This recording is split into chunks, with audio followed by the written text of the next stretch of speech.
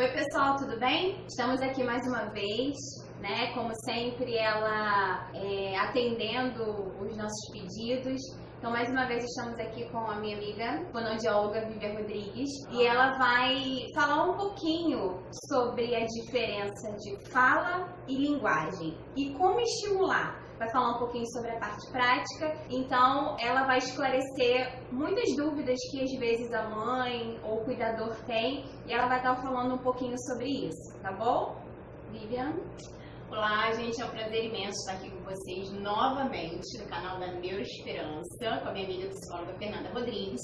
E hoje eu vou compartilhar com vocês um pouquinho da comunicação humana, né? Quando a gente fala da comunicação, existe um tripé, que é a fala, a linguagem e a língua, né? Não é o caso, mas quando a gente fala em relação à língua, por exemplo, ela é uma forma de linguagem. Então, por exemplo, os deficientes auditivos, né? Eles têm uma língua específica que é a Libras, a língua brasileira de sinais. E através da língua, a gente consegue estabelecer a comunicação com o outro, gerando uma linguagem, né? Então, é todo um processo complexo que envolve a comunicação. E nós temos a linguagem propriamente dita, que aí dentro da linguagem a gente tem a linguagem não verbal e a linguagem verbal. Quando a gente traz para o contexto do autismo especificamente, quando a gente lida com essas crianças, né, que é uma coisa muito frequente no consultório, quando a gente retrata a questão da linguagem não verbal, o próprio nome diz, ela não tem a produção da palavra. Então, a gente diz que é uma linguagem não verbal. Então, de que forma que ela vai utilizar essa linguagem não verbal? A gente identifica através dos gestos, a gente identifica através das expressões faciais, da expressão corporal. A criança ela vai imitar, ela vai apontar, ela vai conduzir o outro para que alguma coisa dela venha ser satisfatório, né? Então, ela vai utilizar o outro para transformar aquilo que ela ainda não consegue fazer de forma verbal, através da palavra, de uma forma gestual. E quando a gente fala da linguagem verbal, é onde a criança ela já consegue desenvolver a produção da palavra propriamente dita. Então, é uma linguagem verbal, em que o autista, na verdade, ele já consegue se expressar verbalmente, não só utilizando gestos, imitação e o outro, mas utilizando a palavra propriamente dita. Então, essa é a grande diferença que a gente fala dentro do contexto da linguagem. E tudo isso está intrínseco, tanto a língua quanto a linguagem, e agora sim a fala. Porque é uma característica muito forte da maioria das crianças autistas e uma preocupação muito pelas famílias, né? Porque é uma coisa muito frequente no consultório, que as famílias ficam muito aflitas por questões que as crianças não têm a fala, né? Assim, é uma questão preocupante, porque eu quero que o meu filho chegue da escola me dizendo o que ele fez, o que você lanchou, o que a tia fez. Então, eu quero ter essa resposta dessa criança e às vezes eu não consigo ter. Porque a fala, aí sim nós vamos entrar no contexto da fala propriamente dita, que nada mais é do que o som dessa palavra articulado, envolve ritmo, entonação, envolve prosódia, envolve intensidade, envolve todos esses aspectos, mais o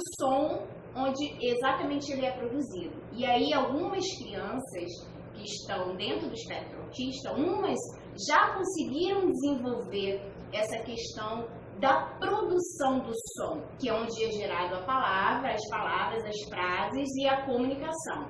Então, agora sim, uma pergunta que são muitas dúvidas, né, das mães que me perguntam. Por exemplo, a criança não fala e elas sempre perguntam, será que a minha criança vai falar algum dia?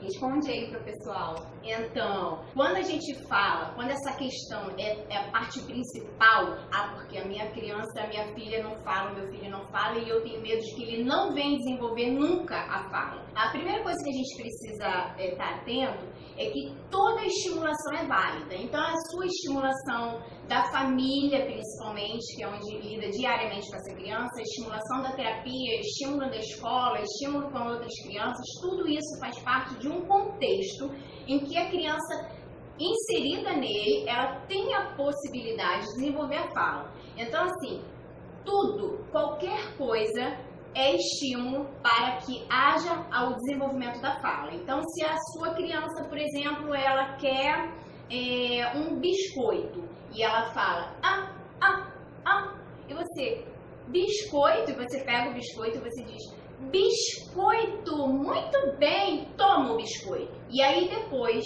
ela vai novamente, e aí você pega o biscoito novamente e você fala, quer um biscoito? Biscoito, muito bem, toma o biscoito. Então ela começa a compreender que toda vez que ela emite um som, não precisa ser um som que tenha um significado, tá? Ela só produziu o e aí toda vez que ela começa a ter essa compreensão de que aquele som, aquela verbalização, eu fiz um reforço positivo e eu ofereci o que ela queria, então ela passa para um segundo nível. Qual é o segundo nível? Ela vai entender que ela verbalizou e ela conseguiu algo.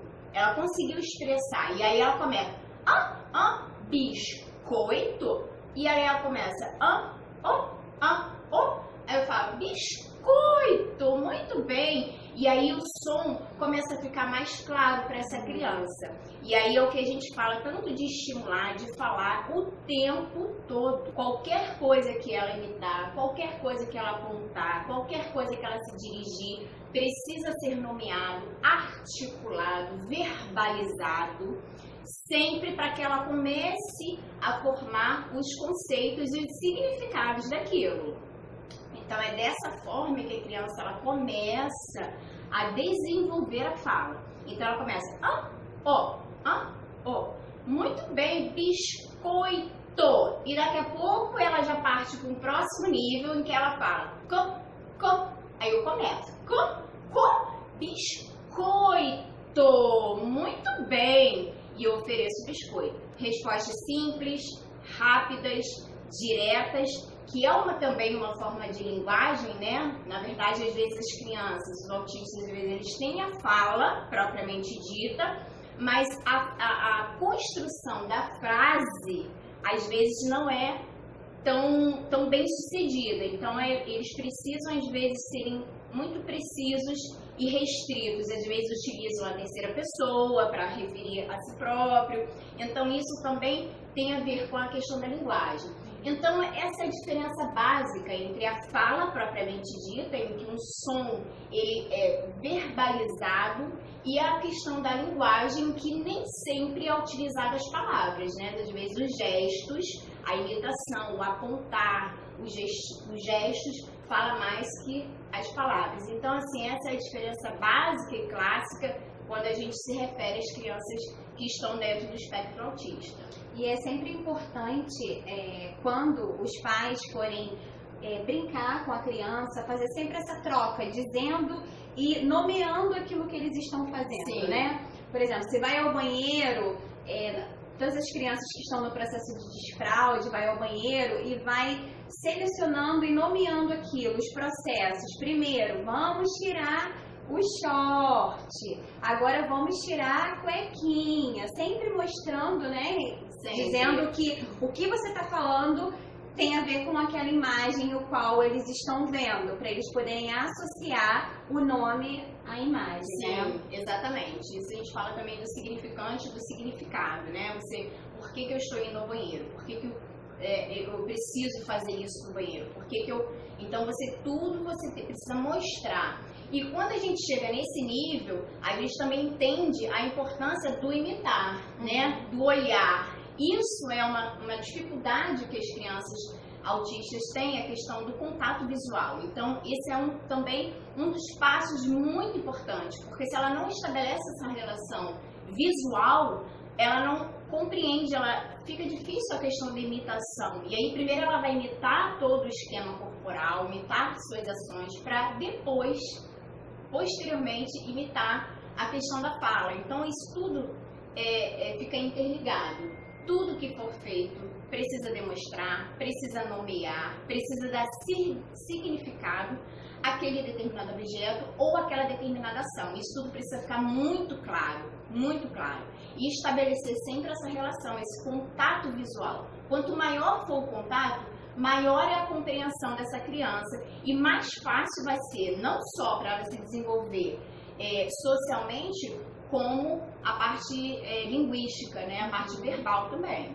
Sim, e por isso que a gente sempre reforça falando sobre a importância da equipe multidisciplinar trabalhando com essa criança, porque cada um vai trabalhando um pouquinho na área, né? Exatamente. Seja comportamental, seja cognitivo, porque às vezes a fala é só a pontinha do iceberg, né? Mas por baixo disso tem muitas outras coisas que precisam ser desenvolvidas, não é? Exatamente. Ok, pessoal. Vivian, mais uma vez, muito obrigada pela sua participação. Seja sempre muito bem-vinda quando quiser, né? As portas estarão sempre abertas. E vocês que gostaram desse vídeo, dá um like, compartilhem. Faça com que esses vídeos cheguem em outras mães e outros cuidadores que têm essa dúvida, que queiram saber do que falar e às vezes ficam nessa angústia porque o filho não fala. Então, ajuda a compartilhar esse vídeo. Caso você tenha alguma dúvida, deixe escrito aí embaixo, que nós faremos o possível para responder todas elas, tá bom? Tchau, gente. Até o próximo vídeo.